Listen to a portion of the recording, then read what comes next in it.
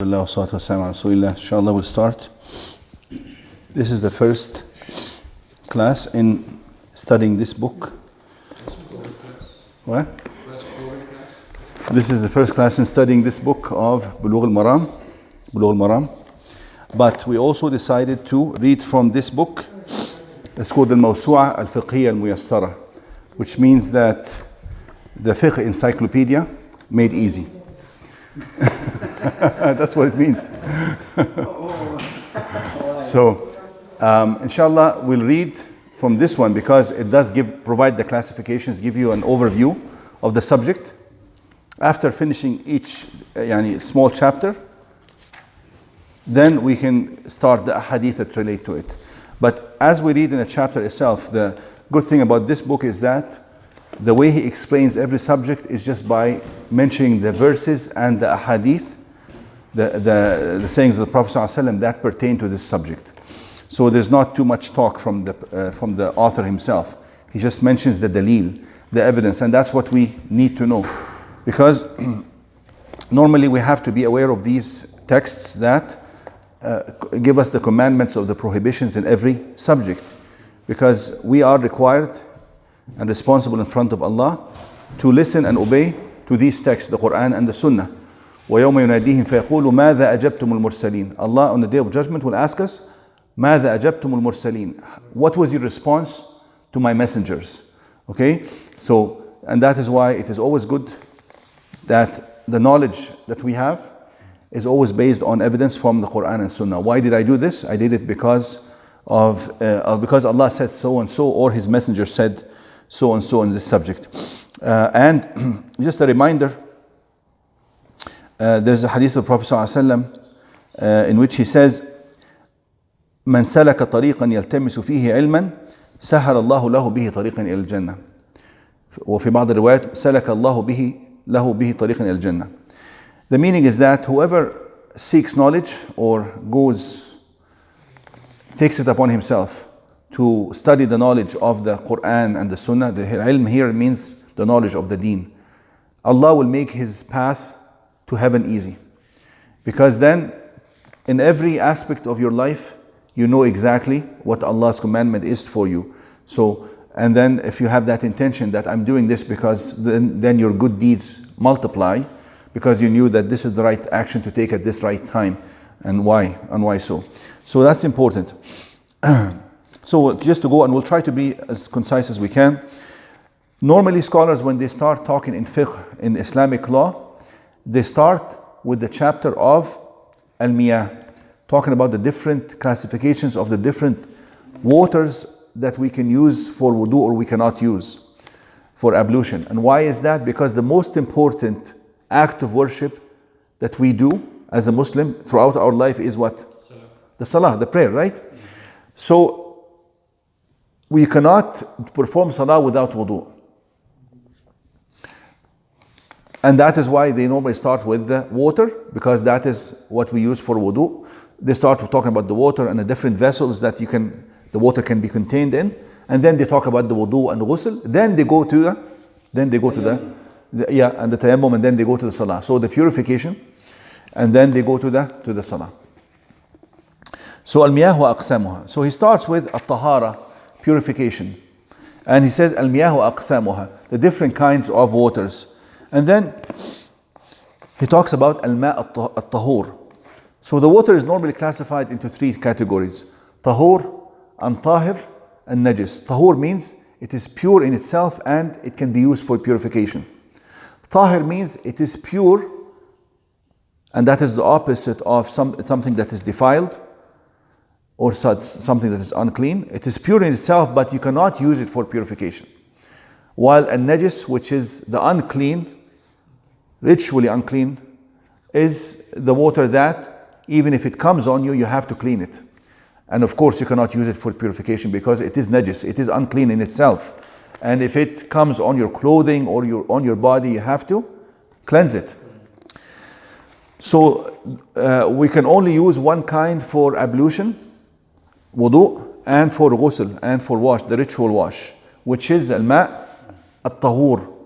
Tahur, the word tahur is an emphatic way of saying, it's an emphatic way of saying tahir. It's an emphatic expression of purification or something that is pure. Tahir means it is just pure in itself, but you cannot use it for purification. So he says that there are different kinds of water that the Sharia, the law of Allah, has allowed for us to use and considered it as tahur. It is pure and purifying. He says, and he mentions 8 kinds. Ma'ul matar, the rain, the water that comes down from the sky in rain. And that of course includes also the snow and barad and the snow and the hail as well. It comes out if it thaws, then it becomes water. That is also pure. Any water that comes from the sky is tahir. It's tahur, sorry. And if we say tahur, it is tahir and tahur. It is pure and purifying. And then he says, al-thalj wal-barad, snow and hail. And then he says the water that comes out from the ground as well. Al-yanabi' wal-uyun, the spring water. Okay, and well as well. Ma'ul bahr, the water of the sea. Although it is salty, but it is pure and purifying. It is tahur. And then he says the water of Ma' Zamzam. He gave it a special status here because it's totally different from any other water. You can make wudu with it as well. Also, the water that has acquired some change because it has been stagnant, al-ma' al-ajin, such as you see sometimes a small pond with algae growing on top of it and leaves falling into it. It just doesn't look like very pure, a very pure pond, but that is still very colorful. Yeah, it could have some discoloration.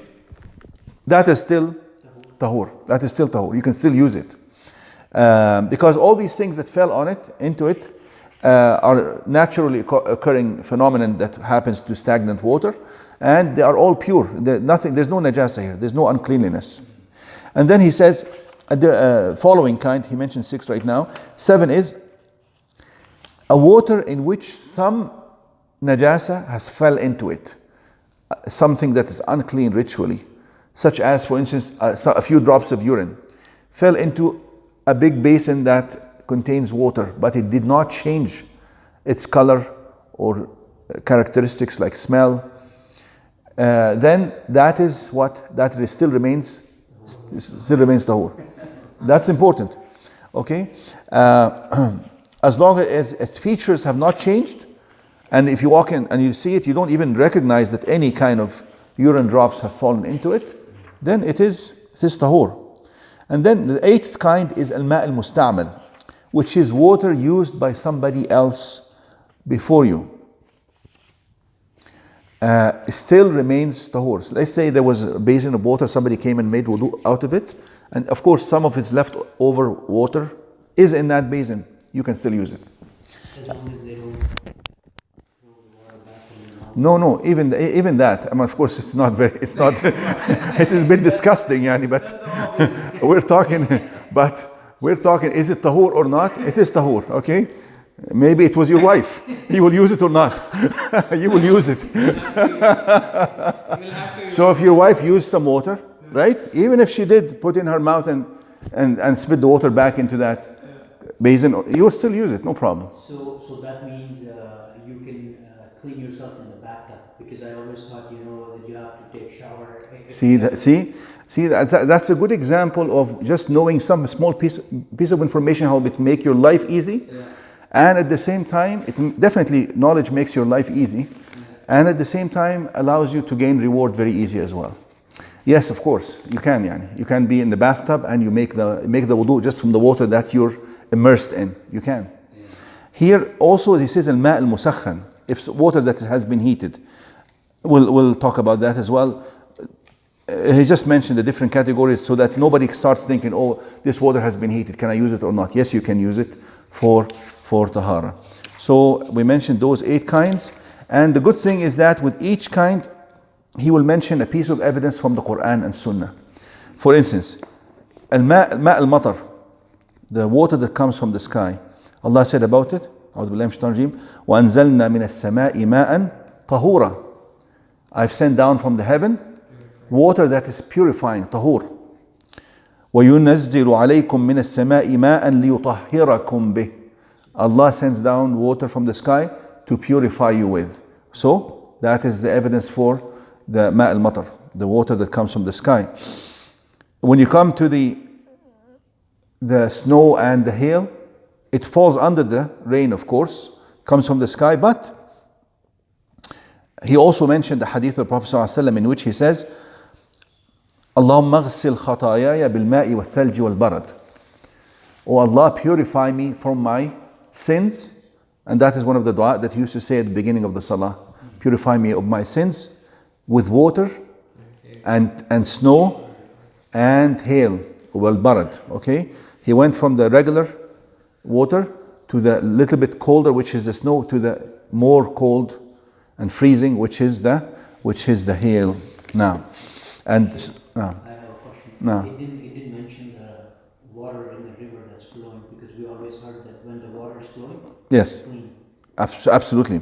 Yeah, well, that possibly, when he says ma' al-bahr, the word bahr could mean river or sea. Yes, he didn't specifically say ma' al-anhar, which is rivers, but the bahr can include both, yes.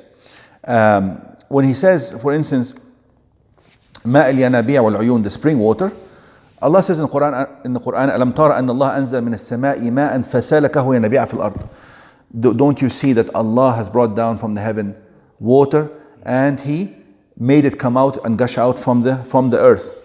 The same water that comes from the sky is actually the same water that comes from the springs. It is stored in the earth and then it comes out in the form of springs. And that is, I was reading one time that this is very scientifically accurate, because the notion about where do the spring water come from and the well water, people thought in the past that from the sea water it goes through the layers of the earth and then comes out in the form of spring somewhere else. And that is not the case.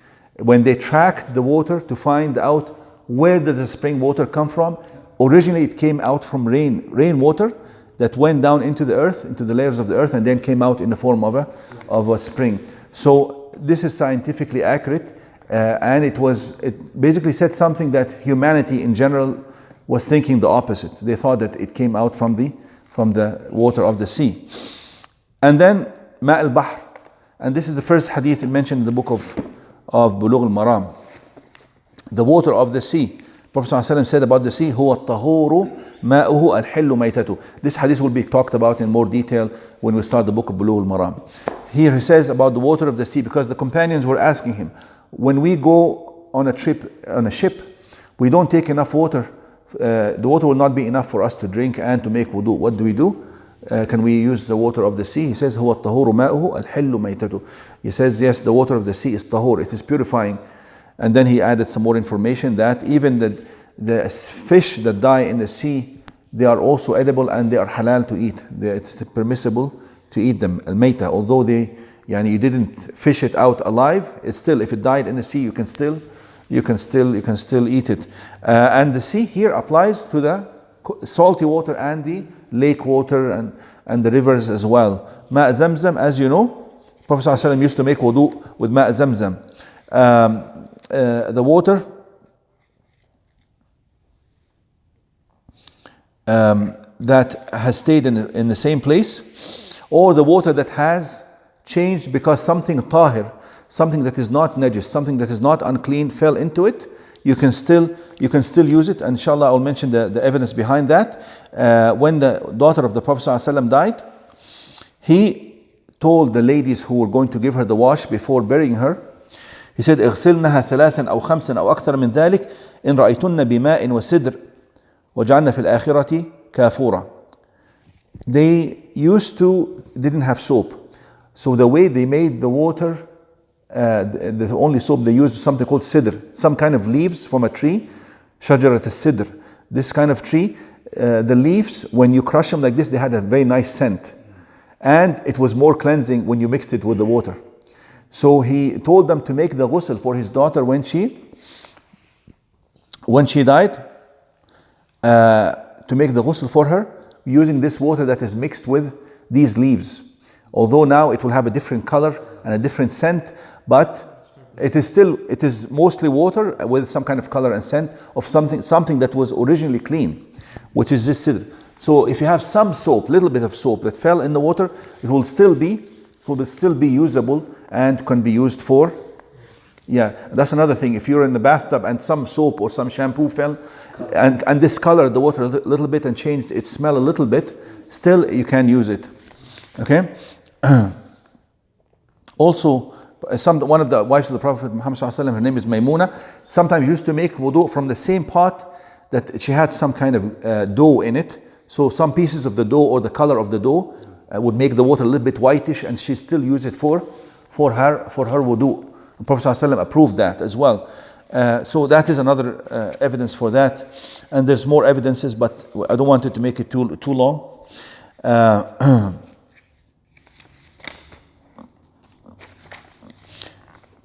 If a water, something that is unclean fell into it but did not change its features, you can still use it. There used to be a well called Bi'r Budaa. There used to be a well in Medina. And this well, people used to sometimes throw unclean stuff in it, such as dead animals. They used to throw it in the well, very careless. And sometimes even a piece of cloth that had some menstrual blood, they would throw in it as well. And so it was, they used to throw unclean stuff. But when you look at the well in general, these unclean things, they go down to the bottom. They go to the bottom usually of the well. And normally the well water is replenished from the walls because it seeps from the walls. And people take out of it. So the moment they take out of it, more water seeps in. So whenever they brought the water out, the water was still clear. So this water, Prophet Muhammad ﷺ was specifically asked about it. He says to her, I said to them, "In al-ma'a tahur la yunajjisuhu shay." He says it still comes out clean, and nothing has really changed its features. So that was a very strong evidence. And this well actually was not a very deep well. One of the compilers of hadith went specifically to try to measure it. It was like maybe a couple of meters wide, and they said if somebody stood in it, the water will only come up to their waist in that well. So they even have the description of that well, Bi'r Budaa. And then al-ma' al-mustamal, the water that has been used. There's multiple evidences for that. When the Prophet Muhammad ﷺ made wudu, the Sahaba sometimes didn't leave a single drop fall onto the earth. They tried to collect it right away and wipe it on their faces to gain the blessing of the Prophet Muhammad ﷺ. And that is only for the Prophet. Nobody else has the barakah, the blessing in anything that comes out from them, such as the water that touches their skin or the clothing. Okay, so even his daughter, when she died, he gave the women. He said to them, after you've cleansed her, take my shirt and make it as part of her shroud, And of course, the Sahaba always, even when he slept, even the sweat that came out of him, they try to strain it out of that sheet as much as they can, and they used to use it even for scent. Yeah, exactly. His wife said, whenever I added it to my perfume, it became better. And not only that, but they used to use it for people who are sick, as a cure. Now these are miracles, because you will find some idiots on YouTube making fun of these things. You say, how disgusting is this? And then how smelly is this? Some people do that. Yeah, idiots. His wife says whenever she added it to her perfume, it became even much better. And by experience, they used it for people who were sick, and they were healed by it. Sure, someone is claiming he's a Muslim, but he can say, Nabi Muhammad, he was a nice man. Yes. For kind of istihza. Yes. What kind of that? What do you want to deal with? He said he's a nice man, right? Yeah. So what does he mean? Does he mean he's just a regular man, not a prophet? Man, yeah. Not a prophet? He doesn't say prophet, or he just say as a rajul, nice rajul kois. No. He's not just a nice man. Yeah. If he thinks he's just a nice man, he doesn't believe that he's a prophet, then he's not a Muslim. No matter, even if he calls himself a Muslim, okay? A lot of non-Muslims believe he was a nice man. Yeah. But, you know, these people who say that, oh, this is disgusting. SubhanAllah, in the Bible itself, Isa alayhi salam, Jesus, he used to spit in the hands of the people who were sick. Somebody who was blind, he spat in his hand and he put the spit on his eyes for cure, and he was cured. And somebody who couldn't talk, he spat on his tongue to cure him. So I'm surprised that these people who make these claims against the Prophet Muhammad ﷺ, and they are Christians, and they claim to be Christian apologists, and they try to make this seem disgusting that the companions took the water that fell out of his hand, and at the same time they ignore texts like this in their own book. We accept all these things. So that person, he say that way is out of Islam. If he says clearly, no, he has to be clear. Yeah. If he says he's just a man and not a prophet, he's not a Muslim. And then, another piece of evidence for this is that Prophet Muhammad ﷺ used to make ghusl from the same container, the same basin with his wives. And some water would fall from her into that basin, and some water would fall from him, and they would both use it. So that shows that this kind of water that is used is still purifying, right? And then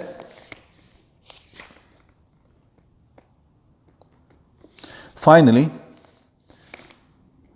the heated water. Umar ibn Khattab radiallahu anhu, he used to sometimes heat the water and then make ghusl with it, but nobody ever argued that the heated water cannot be used, so we don't really have to mention too many pieces of evidence for that. So any question about these kinds?